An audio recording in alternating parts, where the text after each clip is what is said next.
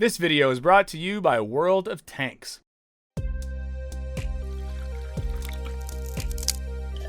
What's up, Wisecrack? Michael here to talk about the single cinematic bright spot of 2020, Christopher Nolan's blockbuster film, Tenet. Now, Tenet has everything we've come to love in a Nolan film. Deep characterization? I'm the protagonist. Check. Riveting action scenes? I think that looks vegetarian. I think they both look vegetarian. I'm a really old crazy, you know? Check. And a mind-blowing premise that will make you rethink everything you know what, I can't do this anymore. I can't. It's not even funny. The truth is that Tenet is bad. Like, really bad. Look, we're huge Nolan fans, and we tried. And to everyone defending this film online, I really hope it works out for you. While plenty of critics have picked apart the film and its nonsensical plot, we think the real problem is a bit more structural. Specifically, the real reason Tenet fails has less to do with the confusing mechanics of how a bullet moves backwards in time. Don't try to understand it. Feel it. Well, okay, actually, that is part of it. But rather, the bigger problem is that the film's complexity dooms it to fail at some very basic tenets of screenwriting. So join me for this Wisecrack Edition on Tenet. What went wrong? Also, spoilers ahead for Tenet, Inception, and The Prestige. And before we continue, I want to give a shout out to this week's sponsor, World of Tanks. World of Tanks is a free-to-play MMO that you can play on PC with over 100 million players worldwide. You'll be able to roll out over 40 battle arenas and command over 550 tanks. Whether you ambush your opponents with sneaky tactics or hang back and take them out from afar, you'll be able to devise a plan to destroy your competition. If you've never played before, now is the perfect time to hop in on the game since World of Tanks is collaborating with G.I. Joe. Right now, you can purchase the G.I. Joe Breakthrough Tank style and the Cobra Battle Operation Assault Tank style. Both are designed to replicate the classic G.I. Joe Toys Tanks lineup. If you use the invite code G.I. Joe 21 and complete the G.I. Joe missions, you'll receive 2 free emblems. You can then use the G.I. Joe and Cobra emblems to decorate your tank. When activating the mission, each user will be awarded with the emblems, and after collecting 15 tokens, you'll be gifted an additional 5 to fully outfit the tank. Download World of Tanks today using the link in the description. Use code G.I. Joe 21 and activate the in-game missions to receive the free G.I. Joe tank emblems, as well as a T-14 tank, Tier 5, 500,000 credits, and 7 days of a premium account. Hit the link in the description to check it out. Now, back to the show. Now, a quick recap for those who haven't seen it. And full disclosure, this film doesn't make a whole lot of sense. Forward antagonists and bird antagonists, they have it all. Tenet opens with the unnamed protagonist taking part in a siege on an opera house. While there, he retrieves a loot box from a duffel bag, only to find himself captured by the enemy. Being all hardcore and stuff, our hero takes a suicide pill rather than snitch on his team. But instead of dying, he wakes up and is recruited into a mysterious group with the dumbest secret handshake. All I have for you is a gesture in combination with a word, Tenet. After a brief, inexplicable stint at an offshore wind farm, the protagonist learns that the future is sending weapons literally backwards in time, and it's his job to find out why. Or something. To that end, he teams up with Edward Cullen to take down the man importing these inverted weapons, Andre Sator. But in order to get close to him, the protagonist must enlist the help of Sator's estranged wife, Kat. After he initially tricks Sator into believing he's an arms trader, the protagonist ends up helping Sator steal the very same loot box. But oh no, this loot box is basically an infinity stone. And now that Sator has collected all of them, he can reverse the flow of time entirely, in effect, killing himself and ending the entire world. His death activates the algorithm. He dies, the world ends. To do that, Sator travels back in time to his most happy memory, but our heroes are one step ahead of him. While Kat stalls for time, they steal all the loot boxes, then she deals the finishing blow, and in the end, the protagonist learns that he actually goes on to found the organization Tenet, and saving the world was all part of his future self's plan. This whole operation's a temporal pincer. Whose? Yours! If you could follow all of that, congratulations, you're way smarter than I am. Is your head hurt yet? But baffling plot aside, where does Tenet really go wrong? Well, we could point to the wonky editing.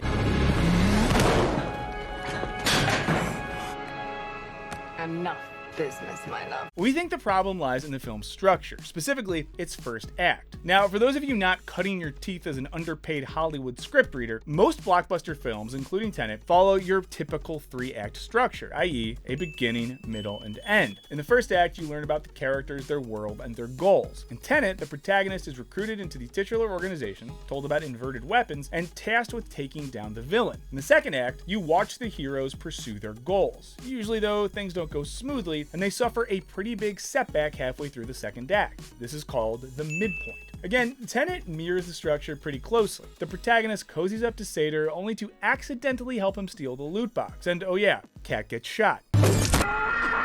According to the Hollywood formula, heroes then spend the back half of the second act reacting to this new situation, only to have the rug seriously ripped out from under them again. What a fitting end to your life's pursuits. You're about to become a permanent addition to this archaeological find.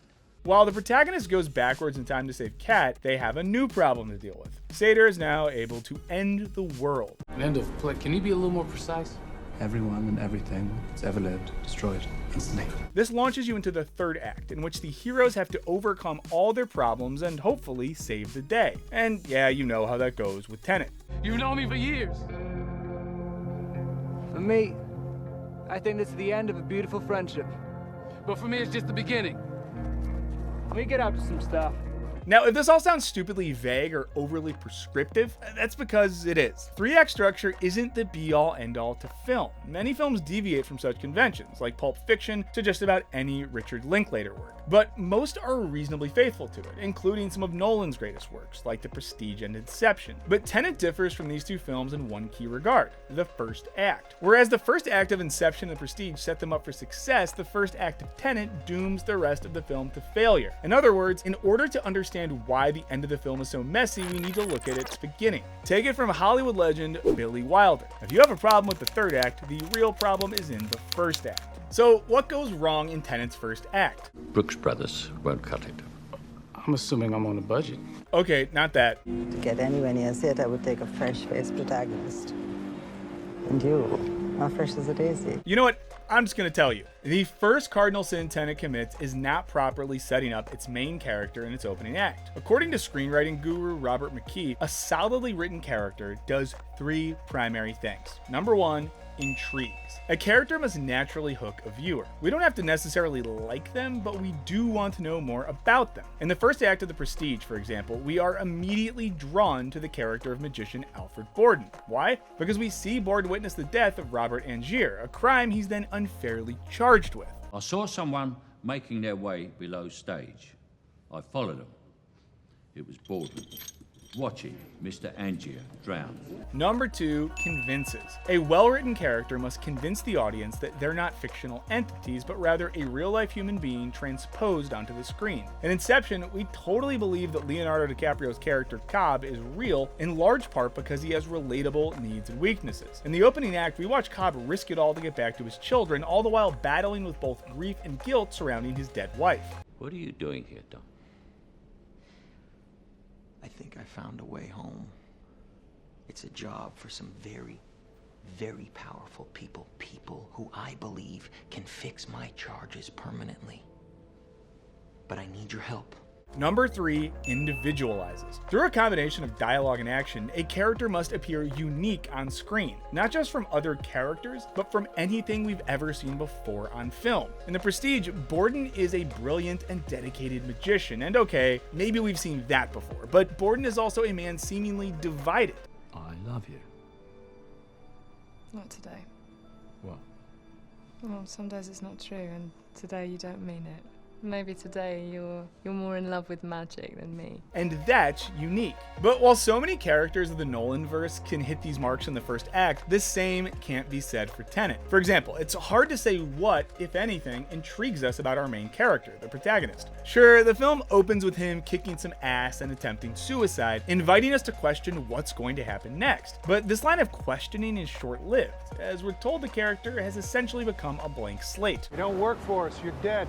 Being a blank slate, it's then hard for the hero to convince us he's real. In fact, we never learn anything about the hero's personal life, let alone his personal weaknesses or his goals. All we're told is that he needs to stop some generic but suitably vague doomsday. As I understand it, we're trying to prevent World War III. And oh yeah, his beverage of choice. Vodka tonic and a Diet Coke.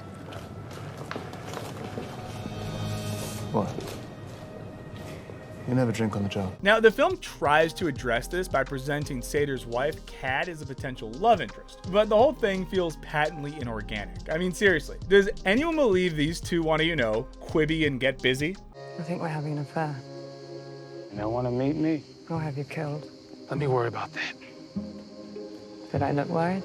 Due to this lack of specificity, our hero fails to individualize and differentiate himself from the legion of other action stars we've seen. And yes, some of this seems intentional. After all, Nolan literally named his hero the protagonist in the script, so it's fair to say that the character is, to some degree, intentionally a blank slate. But while other narratives, like the cyberpunk novel Snow Crash, get away with a dude named hero protagonist as part of its over-the-top satire, we're not quite sure if it's working out for Nolan. Instead, we've got a character who speaks like he's pulled from a generic 90s film. Hey, easy, fella.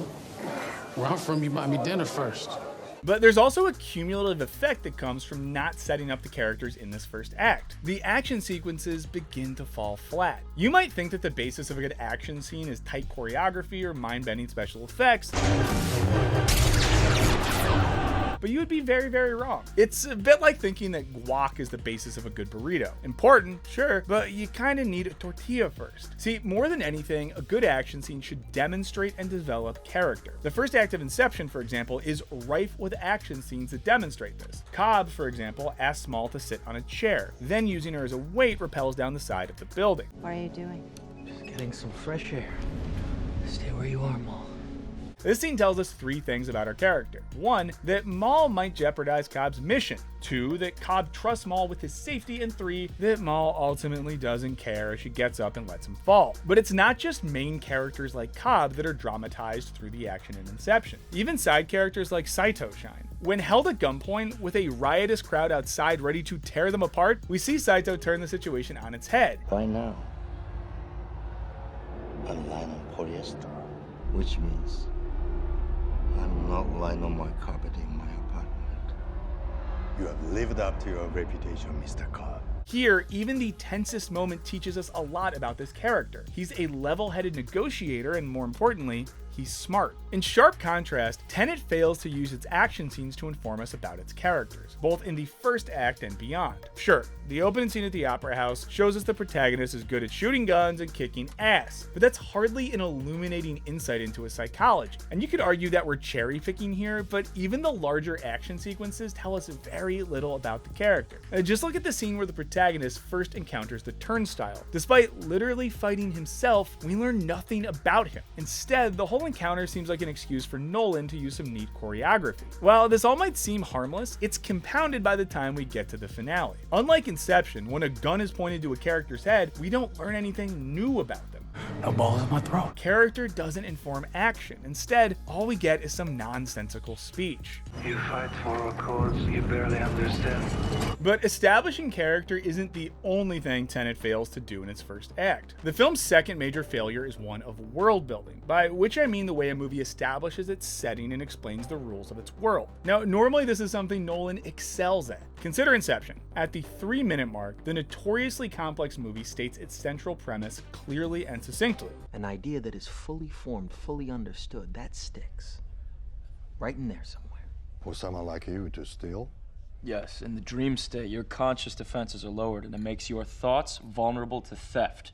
It's called extraction. In fact, Inception's whole first act is dedicated to explaining key concepts that will play out in the second and third acts. We learn how pain and death work in a dream state, how you can have a dream within a dream, and finally, how you can plant an idea in someone's dreaming head. What do you want from us? Inception.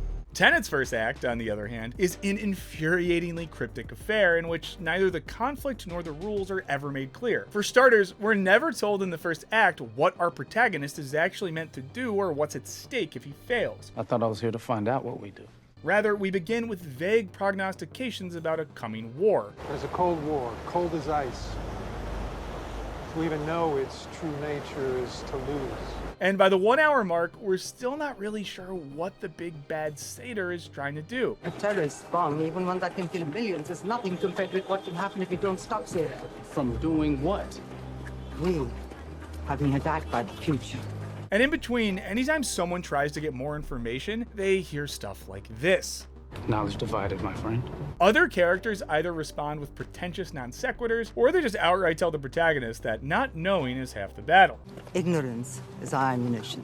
But Tenet doesn't just play coy about the protagonist's goals, it's also equally vague about the rules of the world. Sure, we're told about inverted items in this fairly unenlightening explanation. One of these bullets is like us, traveling forwards through time. The other one's going backwards. Can Can you tell which is which? But we don't learn about the loot boxes, the turnstiles, or what it's like to be inverted until the second and third acts. In fact, our hero only learns that Sator is after parts of the algorithm, not plutonium-241, in the second act, and it's only in the third act that we learn the algorithm can end the world as we know it. Now, I know what some of you Nolan diehards might be thinking. There are multiple good reasons why the protagonist isn't told about his mission and the rules of inversion straight off the bat. Firstly, any email or text message sent today might be accessed by the bad guys in the future who might then tip off Sator about your plans. Emails, credit cards, text, anything that goes into the record speaks directly to the future. Secondly, because you're not sure who will betray you in the future and what they might know, it's important to make sure that no one person knows the full plan. Again, knowledge divided, my friend. Do you hear that sound? It's every screenwriter in the world whispering a reverent under their breath. Lastly, and most importantly, because our characters constantly go back in time, it's important that they don't use their knowledge of what's to come to change the past. What's happened. In other words, it's all a causal loop. But while this might make for a cool conversation over bong rips and hot pockets, it doesn't make for an entertaining movie. At the end of the day, there's a reason why stories are generally told in a linear fashion. It's just plain easier to relate to a character and invest in their journey if we can follow the internal logic of the plot. But Tenet purposely makes everything as vague as possible, all in service of trying to avoid creating any plot holes or tipping its hand about everything being one big causal loop. But instead of being intriguing, it all comes off as variously generic, inscrutable, or just plain stupid. I'm the protagonist of this operation. You are a protagonist. Moreover, you don't need a causal loop for the film's ending to be set up in its beginning. According to playwright, screenwriter, and grumpy old man David Mamet, to have the end buried in the beginning is the utmost accomplishment of drama. Think about The Prestige. It starts by explaining the rules of the world to the audience. Recall the opening narration, in which Michael Caine's character Cutter lays out the 3 steps to any trick. The pledge, where the magician shows you an ordinary object. The turn, where the magician turns that object into something extraordinary. And the prestige, where the magician turns the object back to normal. Importantly though, during this explanation, Cutter gives the audience one key bit of information that will unravel the central mystery of the film. How does Alfred Borden perform his trick, the disappearing man? Now, you're looking for the secret, but you won't find it. Because, of course, you're not really looking. You don't really want to know. You want to be fooled. In short, the film tells us that the answer will be in front of us the whole time. We just don't want to look. And despite the numerous clues in the first act, we fail to see that Borden is an identical twin. But where's his brother? The reveal only comes at the end of the film, after Angier thinks that Borden has been executed. In the final act, we see the prestige. The disappearing man reappears. Now, we think that Nolan was trying to recreate the same eureka moment in Tenet with the big reveal. The protagonist actually created Tenet and recruited Edward Cullen in the future. Let me get out to some stuff. But this realization just doesn't feel very satisfying, largely because the whole causal loop is achieved through vague character motivations and poorly explained world building about inversion, which really is the problem with Tenet in a nutshell. The film makes big sacrifices in the first act, all in order to make the complex story conceit work, and these shortcomings ultimately doom the final act. Even if you actually somehow understand what's going on, chances are you probably don't care very much about the characters. But maybe we're being unkind here. Maybe the only way to make a causal loop work in a script is to do what Nolan did with Tenet. But what do you guys think? Is Tenet annoying and baffling, or secretly genius? Did we totally miss the point? Yell at us in the comments. Big thanks to all our patrons for your support. Punch that subscribe button like you're the protagonist fighting himself, and don't forget to ring that bell. And as always, thanks for watching. Later.